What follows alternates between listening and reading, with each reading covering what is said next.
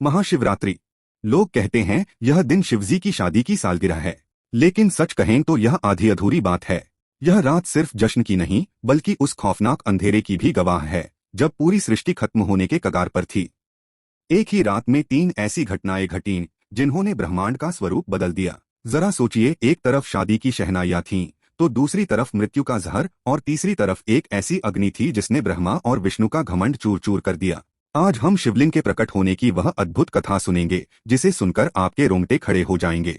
कहानी शुरू होती है जब एक बार ब्रह्मा जी और विष्णु जी के बीच विवाद छिड़ गया।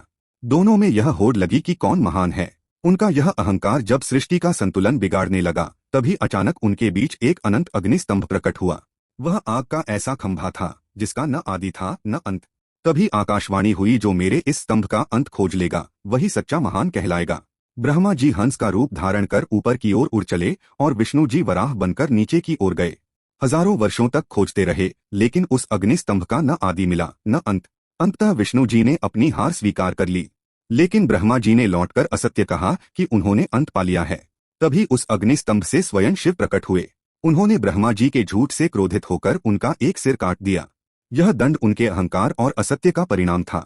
शिव उस समय अग्नि के रूप में थे, अत्यंत उग्र और तप्त। तब देवताओं ने उन्हें शांत करने के लिए उन पर जल और दूध अर्पित किया।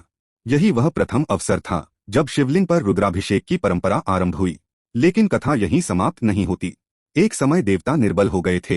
अपनी शक्ति पुनः प्राप्त करने के लिए उन्होंने समुद्र मंथन किया। सभी को अमृत की आशा थी, परंतु सबसे पहले निकला भयंकर हलाहल विष। उस विष की ज्वाला से पूरी सृष्टि जलने लगी। तब एक बार फिर भोलेनाथ आगे आए।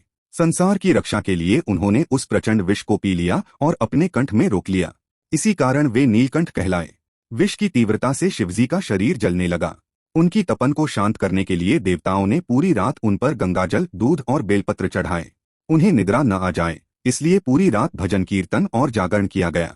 यही कारण है कि महाशिवरात्रि पर हम पूरी रात जागते हैं और शिवलिंग पर अभिषेक करते हैं।